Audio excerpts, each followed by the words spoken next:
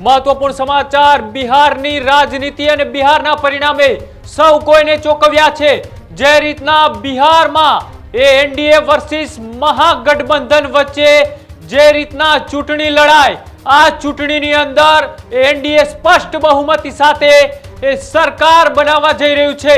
आ महत्वपूर्ण समाचार बिहारनी राजनीतिने लई के ज्यां बिहारमां बात करवामां आवे तो तेजस्वी यादव, राहुल गांधी तो सामे नीतीश कुमार सहितना दिग्गज नेताओ मैदाने हता। 2012 में फतेह कांग्रेसनी लड़ाईमां भारतीय जनता पार्टी जीती। ए ज रीतना बिहार में प्रशांत किशोरनी जन सुराज पार्टीए मोटा पाये नुकसान कर्યું। 10 થી 8% बिहार में जन सुराज पार्टी ने मत मळ्या। साथे जन सुराजे महागठबंधनना सोपड़ा साफ कर्या। गुजरातना परिणामोनी जे रीतना असर जोवा मळी हती एवुं ज हवे क्यांक बिहार में गुजरात वाड़ी जोवा मळी। गुजरातना नेताओए बिहार में जई पण साबित करी बताव्युं के बिहार में पण जे रीतना परिणामों जोवा मळ्या ए गुजरात होय के पछी महाराष्ट्र होय ए ज रीतनुं चौंकावनारुं परिणाम ए बिहार मांथी सामे आव्युं। अने गुजरातना दिग्गज नेताओ अमित शाह, सीआर पाटील सहितना दिग्गज नेताओए बिहार में मोर्चो संभाळ्यो हतो। अने गुजरातना जे थियरी थी भारतीय जनता पार्टी आगळ चाली रही हती ए ज थियरी क्यांक ने क्यांक ए बिहार में तेमने फળી छे। बिहार में जे रीतना जन सुराज पार्टीए मोटा पाये महागठबंधन ने नुकसान कर्યું ए नुकसाननो सीधो फायदो एनडीए ना खेमाने थयो। अने एनडीए ने जे रीतना न भूतो न भविष्य एटली सीटों मळी छे के आटली सीटोनुं अनुमान ए ना तो कोई राजकीय पंडितो करी रह्या हता के न तो कोई एक्जिट पोल नी अंदर आ परिणाम ए बताववामां आव्युं हतुं। एवुं परिणाम आजे बिहार में एनडीए ने मळ्युं छे। वधारे माहिती माटे न्यूઝરૂમ थी किशन जोड़ाયેલા छे।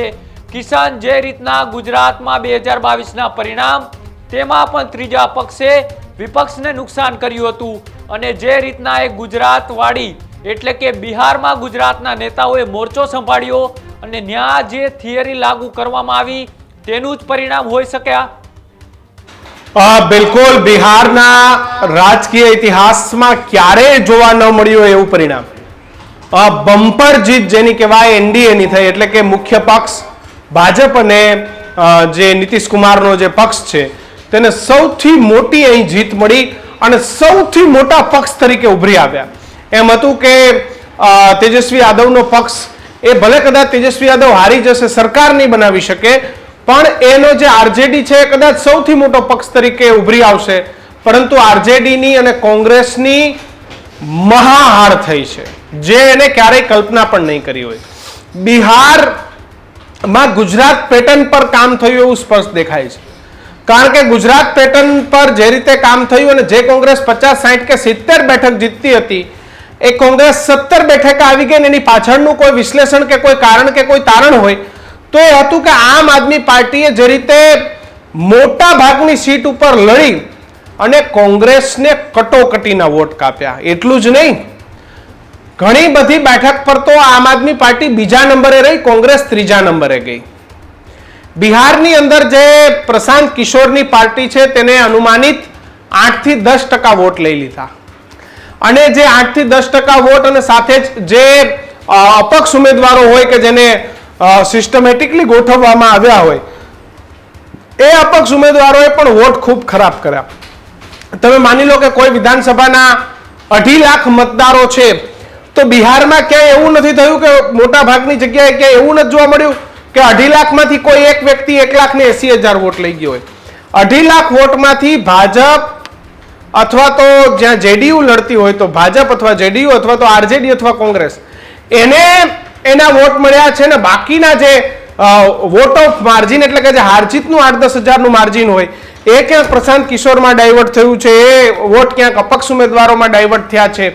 એટલે સેમ गुजरात પેટર્ન જે રીતે ક્યારેય ત્યાં તેજસ્વી યાદવનું ક્યારેય ન થયું હોય એટલું ખરાબ પરફોર્મન્સ આ ચૂંટણીમાં આવ્યું છે। તેજસ્વી યાદવ હંમેશા વિપક્ષ ત્યાં 100-110 સીટોની આજુબાજુમાં વિપક્ષ હોય છે, પરંતુ આ વખતે ત્યાં વિપક્ષે ખૂબ નબળો વિપક્ષ જોવા મળી રહ્યો છે અને સૌથી મજબૂત સરકાર એનડીએની સરકાર એ નીતિશ કુમાર અને ભાજપની સરકાર, હવે મુખ્યમંત્રી કોણ બનશે એ પછીનો વિષય છે, પરંતુ સેમ ગુજરાત પેટર્ન ઉપર કામ થયું છે. જે રીતે પ્રશાંત કિશોરે ગામડાઓ ફર્યા, એ બેરોજગારો સુધી ગયા, દલિતો સુધી ગયા, વંચિતો સુધી ગયા અને એમને જે ટાર્ગેટેડ જે ગામડાઓની અંદર જે એન્ટી વોટ હતા કે જે વોટ એ આરજેડીના હતા, જે વોટ કોંગ્રેસના હતા, એ વોટને પર્ટિક્યુલર ટાર્ગેટ કરીને પોતાની પાર્ટીમાં નખાવ્યા. ભાજપના ઉમેદવારોને કદાચ તમે વોટનો આંકડાનું ટોટલ કરશો, મહાગઠબંધનને મળેલા અને અન્યને મળેલા વોટ અને ભાજપ અને પેલાને મળેલા વોટ, તો એ વોટ ડિફરન્સ નહીં આવે, પરંતુ પર્સન્ટેજ ઓફ વોટિંગ એટલે કે કોને કેટલા ટકા વોટ મળ્યા, તો એની અંદર ભાજપને જે સરેરાશ અન્ય કરતા જે તે વિધાનસભામાં સારી ટકાવારીના વોટ મળ્યા અને ભાજપ અને નીતિશ કુમારનો જે જેડીયુ છે જે સૌથી મોટો પક્ષ તરીકે ચૂંટાઈને આવ્યા. કદાચ એવું હતું કે વિપક્ષમાં રહીને પણ આરજેડી મોટો પક્ષ હશે, પરંતુ નહીં, જેડીયુ અને ભાજપ એ સૌથી મોટા પક્ષ. અને સેમ ગુજરાત પેટર્ન જ્યાં જેમ આમ આદમી પાર્ટીએ ગુજરાતમાં કામ કર્યું અને જે રીતે કોંગ્રેસ બહુ ભેગી થઈ, વિપક્ષ બહુ ભેગો થયો, સેમ ત્યાં પણ આરજેડી અને કોંગ્રેસની પરિસ્થિતિ આ જ થઈ અને ચિરાગ પાસવાનની પાર્ટીએ પણ ખૂબ સારો સ્ટ્રાઇક રેટ આપ્યો. એમને જે બેઠકો આપવામાં આવી હતી બેઠકોમાંથી સારી એવી બેઠકો એમને જીતી. એટલે કુણાલ, ઓવરઓલ તમે જોવા જાઓ તો સેમ વોટ કટુ અને વોટ કાપવાની જે પેટર્ન છે એમાં ભાજપની એક માસ્ટરી છે ને, એને વોટ ગોઠવતા આવડે છે કે ક્યાંથી કેવી રીતે વોટ ઓફ ડિવિઝન લઈ જવાય તો આપણે જીત થાય. અને વોટ ઓફ ડિવિઝનમાં ભાજપની 100% જીત થઈ. પ્રજાએ ભાજપને અને નીતિશ કુમારને વધાવી લીધા છે અને હવે બિહારમાં પણ એક સ્પષ્ટ બહુમતી વાળી ડિસ્ટર્બ ન થઈ શકે એવડી મોટી સરકાર. કુણાલ, અને સાથે જે રીતના એ બિહારની અંદર જે ચર્ચાઓ હતી કે જંગલરાજ સાથે શિક્ષણ, બેરોજગારી, પલાયન, આવા મુદ્દાઓ હતા, તેની વચ્ચે પણ જે રીતના એ ગુજરાતમાં CR પાટીલની એક થિયરી એટલે કે પેજ પ્રમુખ, આ પેજ પ્રમુખ વાળી જેની થિયરી હતી એ કારગર સાબિત થઈ. એની ભાગરૂપે CR પાટીલને ત્યાંના સહપ્રભારી બનાવવામાં આવ્યા અને CR પાટીલ સહિતના ગુજરાતના દિગ્ગજ નેતાઓએ એ બિહારના ગામડાઓમાં જઈ અને અંડરગ્રાઉન્ડ એક એ થિયરીને અપનાવવાની કોશિશ કરી. ભલે ઓફિશિયલી એ થિયરી એ બિહારની અંદર લાગુ ના થઈ, પણ આ જે પરિણામ છે એ પરિણામ એ અંડરકરન્ટ એ ભારતીય જનતા પાર્ટીએ એ પોતાનું ગ્રાઉન્ડ તૈયાર કર્યું અને આ ગ્રાઉન્ડ તૈયાર કરવા માટે એ ગુજરાતના દિગ્ગજ નેતાઓને બિહારમાં ઉતારવામાં આવ્યા અને સામે પક્ષે એ જે શિક્ષણ, રોજગારની અને નોકરીઓની વાતો કરતા હતા તેજસ્વી યાદવ અને લાલુ પ્રસાદ યાદવના ગઢમાં કઈ રીતના એ ગાબડું પાડવું તેનો માસ્ટર સ્ટ્રોક કોઈ માર્યો હોય તો એ CR પાટીલ અને અમિત શાહની ચાણક્ય નીતિ અહીંયા કામ લાગી હોય તેવું સ્પષ્ટ દેખાય છે. અને સામે એ તેજસ્વી યાદવ અને કોંગ્રેસ જે રીતના ચૂંટણી લડી રહી હતી એ ક્યાંક ને ક્યાંક એમનો ઓવર કોન્ફિડન્સ અને તે જે રીતના પ્રચારો કરી રહ્યા હતા એ પ્રચારોના મુદ્દા ક્યાંક ને ક્યાંક જનતા સુધી ન પહોંચ્યા તેનું પણ આ પરિણામ. અને સાથે જ એ જનસુરાજ પાર્ટી કે જેઓએ એ સમગ્ર બિહારમાં એકલા હાથે લડવાની એ તૈયારી દર્શાવી અને એ તૈયારી એ જ્યારે ચૂંટણીના પરિણામો આવ્યા ત્યારે સ્પષ્ટ થયું કે જનસુરાજે જે 8 થી 10% એ મત લીધા છે, આ મત એ એનડીએના નહીં પણ મહાગઠબંધનના તૂટ્યા છે.